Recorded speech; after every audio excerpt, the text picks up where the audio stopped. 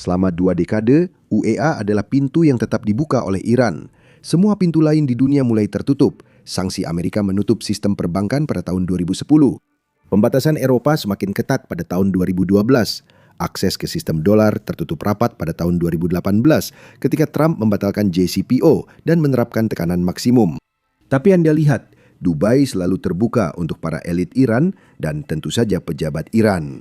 Inilah tepatnya bagaimana para pejabat Iran bisa mencuri miliaran, bahkan mungkin puluhan miliar dari ekonomi Iran dan memasukkannya ke kantong mereka sendiri. Sistem perbankan bayangan ini membantu Iran memindahkan puluhan miliar dolar melalui perusahaan-perusahaan tanpa nama ke jaringan proksi Iran, ke rudal-rudal Iran, dan tentu saja ke kantong para komandan IRGC serta keluarga mereka yang tinggal di luar negeri. Namun semua ini berubah ketika Iran mulai menyerang Uni Emirat Arab hanya untuk bertahan hidup. Ketika perang ini dimulai, para pemimpin Iran dengan cepat menyadari bahwa satu-satunya cara mereka mempertahankan kekuasaan adalah dengan membakar seluruh kawasan. Dan itulah yang mereka lakukan.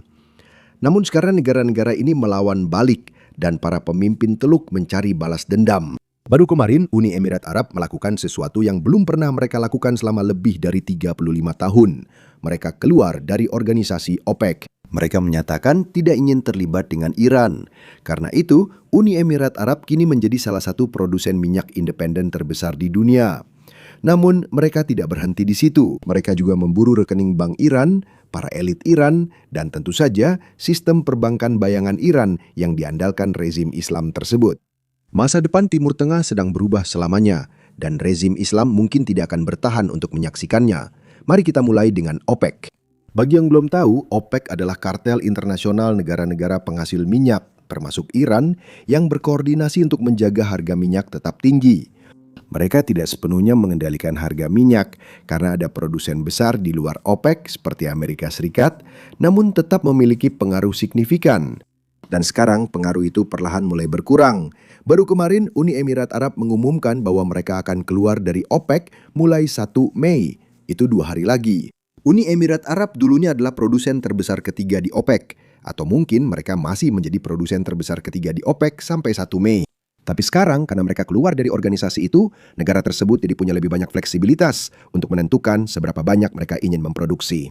Jadi begini, cara kerja OPEC adalah mereka berkumpul dalam sebuah pertemuan, semua pemimpin atau semua perwakilan dari setiap negara, dan mereka memutuskan berapa banyak setiap negara harus memproduksi. Pada dasarnya, mereka menetapkan kuota. Dengan begitu, mereka dapat membatasi pasokan ke pasar terbuka dan tetap menjaga harga yang diinginkan. Setelah Uni Emirat Arab keluar dari organisasi, mereka tak perlu lagi mengikuti kuota OPEC. Mereka bisa memproduksi sebanyak yang mereka mampu. Sekarang, disinilah saya ingin memberikan gambaran yang realistis. Karena ini jelas merupakan kabar baik, tapi tidak sebaik yang banyak orang bayangkan, terutama dalam jangka pendek.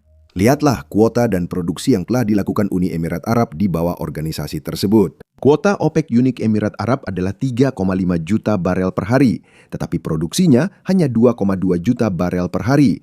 Jadi mereka sudah jauh di bawah kuota mereka. Jadi kuota bukan alasan mereka tidak produksi dalam jumlah besar.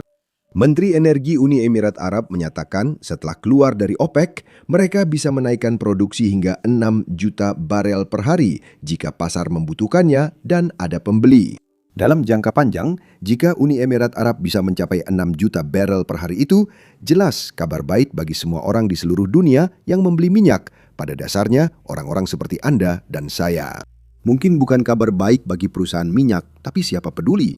Tapi Anda lihat, alasan Uni Emirat Arab memproduksi jauh lebih sedikit dari kuota OPEC mereka sama sekali tidak ada hubungannya dengan OPEC itu sendiri, melainkan berkaitan dengan Selat Hormuz.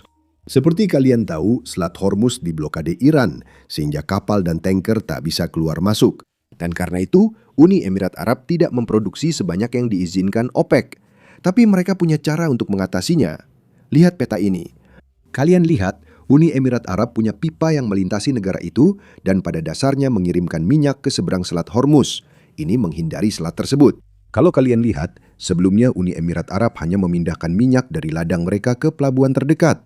Lalu kapal tanker akan membawanya dan melewati Selat Hormuz kemanapun pembelinya berada. Sekarang karena Iran menutup Selat Hormuz, Uni Emirat Arab memindahkan minyak lewat pipa ini melintasi negaranya. Tapi sayangnya, pipa ini tidak memiliki kapasitas yang besar. Saya kira kapasitasnya hanya sekitar 1,5 juta barrel minyak per hari. Itulah hambatan utamanya saat ini. Uni Emirat Arab bisa produksi lebih banyak, tapi tak bisa kirim lebih banyak sebelum Selat Hormuz dibuka lagi. Dan itulah sebabnya mereka memproduksi jauh lebih sedikit daripada kapasitas yang mereka miliki. Tapi dalam jangka panjang, ini jelas bukan kabar baik untuk Iran, karena ini adalah sinyal lain bahwa Uni Emirat Arab tidak ingin ada urusan dengan Iran. Jika Anda seorang menteri Uni Emirat Arab atau warganya, pasti tahu alasannya. Lihat apa yang dilakukan Iran dalam 60 hari terakhir. Lihat, selama perang, Iran menembakkan lebih banyak roket dan rudal ke Uni Emirat Arab dibandingkan negara lain yang mereka serang. Ini termasuk Israel, yang merupakan negara yang secara langsung menyerang Iran. Dan meskipun begitu, Iran tetap membalas Uni Emirat Arab dan menghancurkan bandara, pelabuhan, fasilitas minyak, apa saja yang bisa mereka serang. Menurut Uni Emirat Arab, hal ini tidak masuk akal karena UEA tidak pernah mengizinkan Amerika Serikat memakai pangkalan atau wilayah udaranya untuk menyerang Iran. Mereka juga tidak terlibat dalam perang ini. Tapi Iran marah karena UEA adalah bagian dari kesepakatan Abraham. Mereka adalah salah satu dari sedikit negara di Timur Tengah yang mengakui Israel sebagai sebuah negara. Itulah alasan utama Iran lebih sering menyerang UEA daripada negara lain di kawasan itu. Iran juga berpikir jika mereka menyerang gedung dan apartemen sipil di suatu negara, itu bisa memberi tekanan lebih besar pada Amerika Serikat untuk menghentikan perang ini. Mereka pada dasarnya ingin melakukan serangan teroris dengan harapan rezim mereka bisa bertahan. Tapi, coba tebak. Para menteri UEA dan tentu saja warga UEA belum melupakan hal ini. Bahkan, mereka secara terbuka mengatakan bahwa tidak ada jalan kembali setelah apa yang telah dilakukan Iran. Mereka tak akan bisa membangun kembali kepercayaan dengan rezim Iran. Silakan dengarkan. Untuk membangun kembali hubungannya di kawasan. Dan memang mereka membutuhkannya. Dan saya katakan membangun kembali hubungan, karena membangun kembali kepercayaan, menurut saya tidak akan terjadi. Ini adalah dua hal yang berbeda. Kamu tidak bisa diserang dengan 2.800 rudal dan drone, lalu bicara padaku soal kepercayaan. Itu akan memakan waktu yang sangat lama. Sekarang, dari sudut pandang Iran, mereka percaya ini adalah sesuatu yang harus mereka lakukan. Mereka harus menyerang gedung apartemen dan bandara di negara lain, karena itu satu-satunya cara yang mereka lihat agar rezim bisa bertahan. Tapi sayangnya, kamu lihat sendiri, Iran sangat, dan maksud saya sangat bergantung pada Uni Emirat Arab. Ketergantungan itu akan jadi bumerang bagi mereka setelah tindakan mereka di perang ini. Untuk memahami apa yang sedang kita bicarakan di sini, lihat pengumuman dari Departemen Keuangan Amerika Serikat yang baru diumumkan kemarin. Hari ini, sebagai bagian dari Operation Economic Fury, kantor Departemen Keuangan telah menjatuhkan sanksi terhadap 35 entitas dan individu yang mengawasi arsitektur perbankan bayangan Iran dan memfasilitasi pergerakan puluhan miliar dolar dari keuntungan ilegal. Jaringan-jaringan ini memungkinkan angkatan bersenjata Iran, termasuk IRGC, untuk mengakses sistem keuangan internasional, untuk menerima pembayaran dari penjualan minyak ilegal, membeli komponen sensitif untuk rudal dan sistem senjata lainnya, serta mentransfer uang kepada kelompok proksi teroris Iran. Kamu lihat, selama 2 minggu terakhir, sanksi Amerika Serikat terhadap Iran telah meningkat secara drastis. Dan sanksi baru ini secara khusus menargetkan bisnis dan orang-orang yang membantu Iran menghindari sanksi global yang telah diberlakukan terhadap rezim tersebut. Dan alasan semua ini terjadi sekarang adalah karena Uni Emirat Arab sebenarnya membantu Amerika Serikat. Sebelum perang ini, Iran adalah salah satu negara dengan sanksi terbanyak di dunia.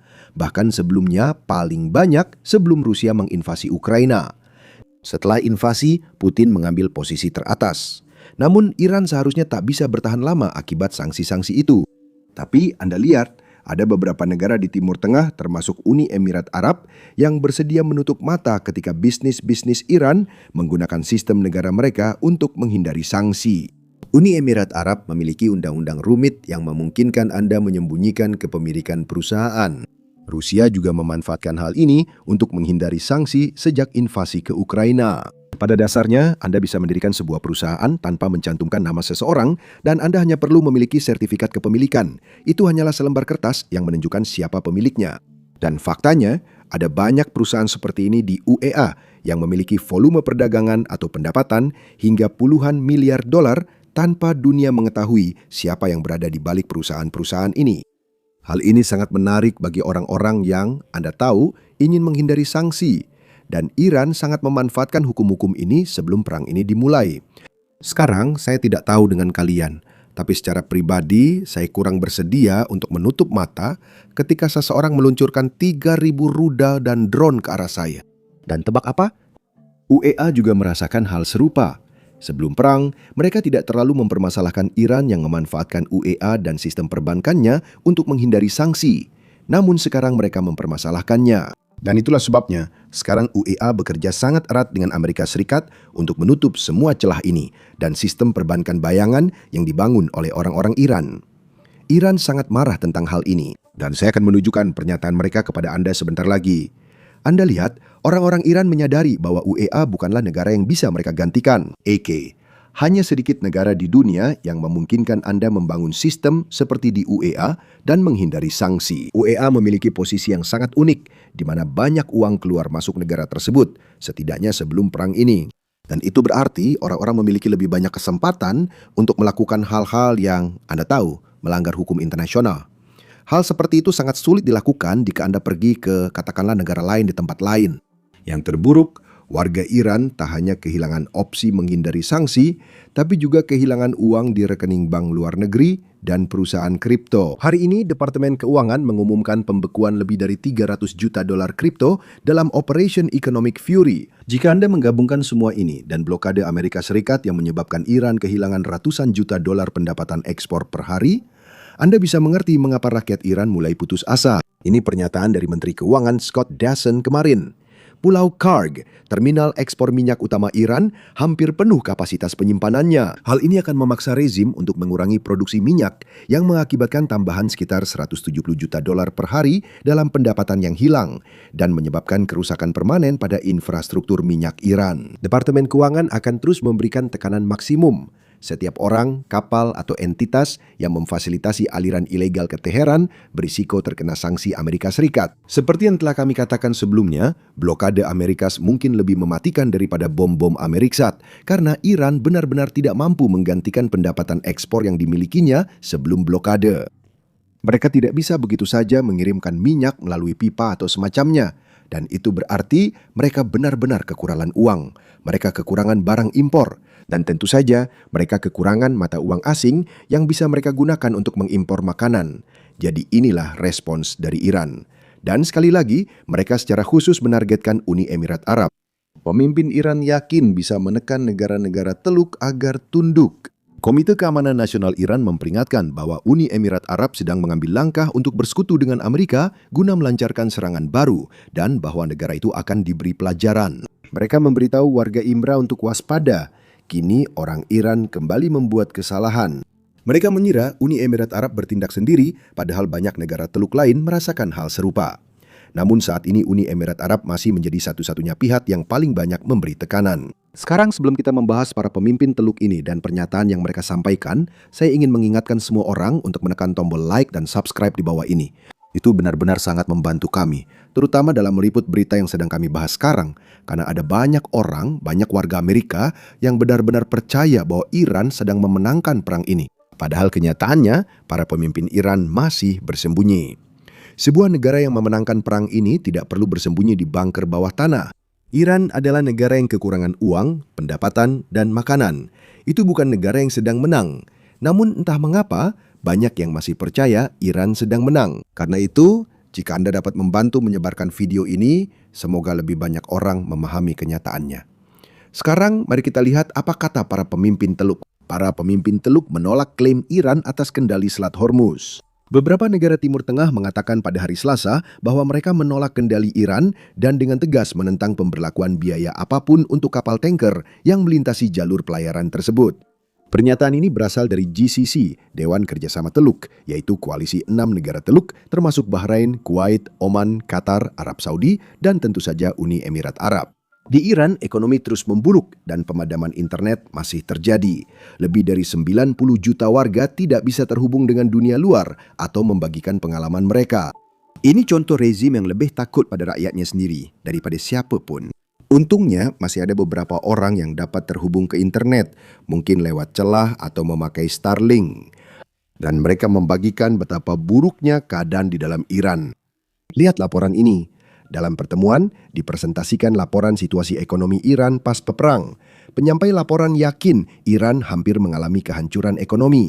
Dia bilang akan mengirim laporan ke manajer senior. Sore ini saya melihat cuitan Trump. Iran memberitahu kami mereka sedang dalam kondisi kolaps. Kasihan penulis laporan itu. Ini salah satu cuitan yang dikirim dari Iran. Tidak jelas bagaimana mereka bisa mengakses internet. Kondisi ekonomi pemerintah Iran cukup parah, terlihat dari berbagai informasi di internet. Perpecahan internal soal kesepakatan itu nyata. Pendukungnya menilai rezim perlu kesepakatan untuk bertahan. Pihak yang menentang kesepakatan mempercayai narasinya sendiri bahwa Iran berada di atas angin setelah perang ini dan seharusnya tidak menyerah. Saat ini, peluang Amerika mendapat kesepakatan dari Iran tergantung pada lamanya mereka mempertahankan blokade dan seberapa kreatif merancang kesepakatan yang tidak tampak seperti penyerahan Iran. Sekarang bagian terakhir ini cukup penting. Ini bukan berarti ASR harus melepaskan semua tuntutan yang dimilikinya sebelum perang, melainkan kesepakatan itu harus disajikan dan dipublikasikan sedemikian rupa sehingga tidak terlihat seolah-olah orang Iran hanya menyerah begitu saja. Alasannya, karena jika terlihat seperti orang Iran menyerah dan jika AS terlalu membanggakan diri, maka akan sulit bagi delegasi Iran untuk meyakinkan IRGC atau bahkan masyarakat Iran, terutama masyarakat yang mendukung rezim Islam, agar menerima kesepakatan tersebut. Dan itulah sebabnya, jika kesepakatan itu bisa dikemas sedemikian rupa, sehingga ASEC mendapatkan semua yang diinginkannya tanpa terlihat bahwa Iran menyerah dalam perang ini, maka Iran telah kalah dalam perang ini. Hal ini pernah dilakukan dengan baik oleh mantan Presiden George H.W. Bush saat Uni Soviet runtuh pada 1991. Dia tidak fokus untuk membanggakan bahwa Amerika Serikat dan Barat memenangkan Perang Dingin. Dia lebih fokus memastikan bahwa kita bisa mengelola keruntuhan ini dengan cara yang tidak menimbulkan masalah besar bagi seluruh dunia. Disinilah saya ingin mengarahkan perhatian kalian kembali ke pertemuan yang berlangsung di Pakistan sekitar 3 minggu yang lalu. Setelah pertemuan itu, kami melihat beberapa laporan, atau bahkan mungkin selama pertemuan, kami melihat beberapa laporan muncul yang mengatakan bahwa AS tidak membingkai larangan atas pengayaan Iran sebagai nol pengayaan, tetapi lebih kepada AS ingin membingkainya sebagai moratorium. Artinya, Iran tidak akan memperkaya uranium sama sekali selama 20 tahun ke depan. Dan setelah itu, mudah-mudahan ada kesepakatan baru yang terjadi. Sekarang tentu saja bagian ini saja sebenarnya tidak banyak memberitahu kita apakah sebuah kesepakatan itu baik atau tidak dari sudut pandang Amerika Serikat. Tapi jika kita bisa mendapatkan semua detail lainnya dengan benar dan tetap membuat Iran setuju untuk tidak memperkaya uranium selama katakanlah 20 tahun, 30 tahun, atau 15 tahun, saya tidak yakin berapa lama jangka waktunya dalam kesepakatan akhir, dalam arti tertentu itu akan menjadi hal yang positif. Tentu saja beberapa orang akan tidak senang karena kita memulai perang ini dengan menuntut agar Iran sama sekali tidak melakukan pengayaan. Artinya, mereka tidak akan pernah memperkaya uranium di masa depan. Dan 20 tahun itu bukan berarti tanpa pengayaan sama sekali.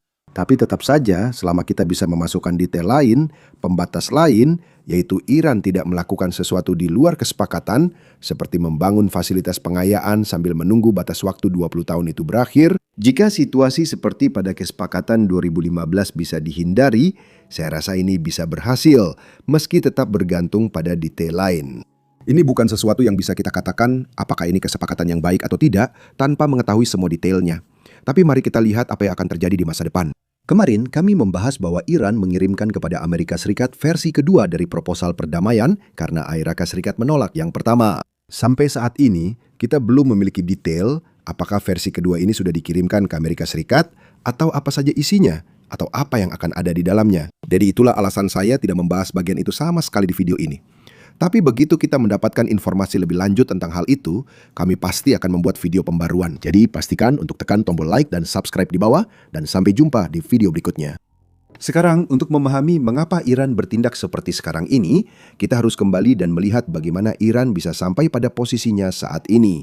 Itu tidak hanya berarti kembali ke tahun 1979 ketika revolusi Islam terjadi. Sebenarnya, kita harus kembali lebih jauh ke masa ketika dinasti Qajar memerintah Iran pada abad ke-19 dan melihat bagaimana keputusan yang dibuat oleh kelas penguasa saat itu masih memengaruhi Iran hingga hari ini. Nah, tebak apa? Itu yang kami lakukan di podcast berseri baru yang dirilis hari ini. Jadi jika Anda adalah seseorang yang tertarik dengan sejarah Iran, dan bagaimana kita bisa sampai ke titik ini, pastikan untuk mendengarkannya. Anda bisa menontonnya dengan mengklik tautan di deskripsi, atau Anda juga bisa menontonnya dengan mengklik layar akhir di layar Anda. Intinya, klik saja video yang ada di layar Anda.